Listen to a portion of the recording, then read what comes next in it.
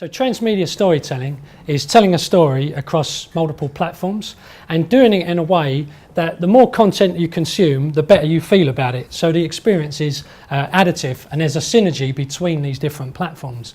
Now when it's done wrong, which is typically how we've been doing it in the past, the overall experience is quite dissatisfying because we take the same content and it's regurgitated across platforms, it's adapted and repurposed. And so the more I consume, the more disappointed I feel. Now, somebody who really understands this is Steve Coogan. And if we take a look at Alan Partridge, you can consume as many TV shows and the web series and read the book and you'll never be disappointed. And even in the book, when it hints at different episodes in the TV show, you never feel like that content's been repurposed and you feel like an affection for the things that you remember that were in that show. So this is like a franchise transmedia storytelling done well, and so is this. But I've introduced Ricky Gervais, this is quite genius actually, to introduce another aspect of transmedia storytelling, and that's the blending of fiction and reality. And that's something that these two comedians have done very well. And the next slide, The Game, is a movie about, well, the Michael Douglas character signs up for this new entertainment service where an alternative reality is built completely around him. So he's the only audience for this experience.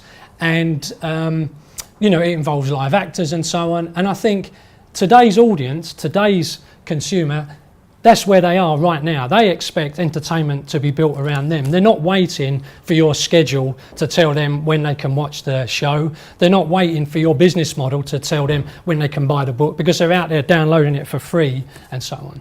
And so if we're going to survive in this new era of an empowered consumer, we need to think of transmedia storytelling also as a blend between entertainment and marketing, because there are some demographics that are really impenetrable or particularly difficult to reach through traditional means. But transmedia storytelling allows us to produce content which is rewarding for the consumer, and it also has a kind of social element built in.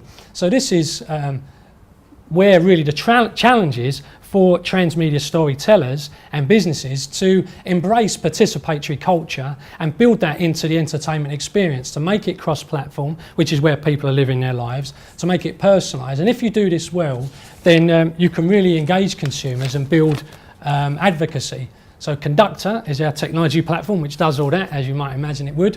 Now, most people are familiar with the idea of virtual reality, and that's where you put on some kind of headgear and you enter this 3D simulated environment.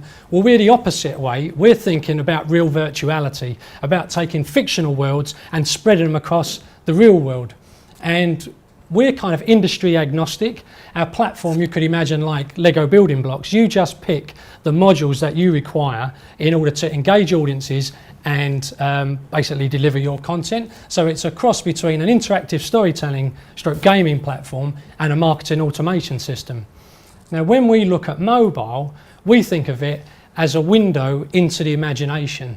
So we're looking at mobile as a way to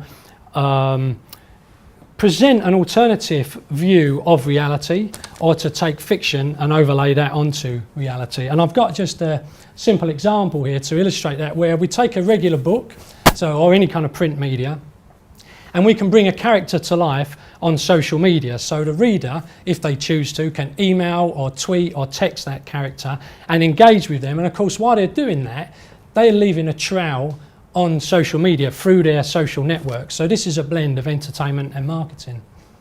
Now, I was asked to look at location-based storytelling, and really there's two distinctions that's worth making. There's location-based, where the story is anchored, and this is like an audio tour is often location-based, or location-aware, where you need much less, there's a much lower barrier to participation.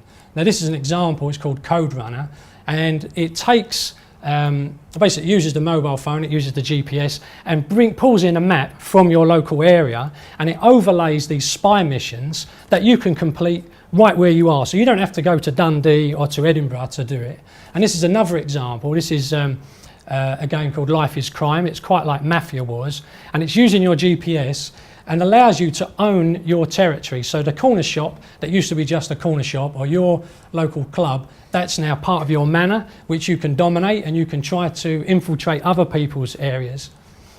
This is an example of the other type of location-based story, which is firmly rooted in a specific location. So I've gone from one mob to a subtle mob, and here all these people have been told to turn up to a very specific location at a specific time, and they listen to a soundtrack all simultaneously that's been designed specifically for that location. So they imagine that location quite differently. A key consideration when looking at location-based stories is who is it aimed at? Is it for locals or is it for visitors? Because these different types of people have different expectations, and they have different interpretations. They have a different relationship with the location, and they obviously have different amounts of time available. This was a project where the client didn't quite get it right. So this is in Roswell, New Mexico, intended to introduce people to the broader history of Roswell outside of the UFOs. The problem was this was a 3-week experience, and we found that visitors only stayed for a couple of hours, and the locals didn't give a shit about UFOs. This is an art installation in New Orleans that we're working on right now. It's called Shalmatia. And this is another aspect of mobile where we're using the mobile to bring that gallery to the rest of the world. And again, it's like the marketing entertainment blend where you're there interacting. And this is my final slide. Mobile really is a doorway into the imagination, and we're allowing people to reinterpret reality or to take fiction and overlay that onto reality. That's transmedia storytelling.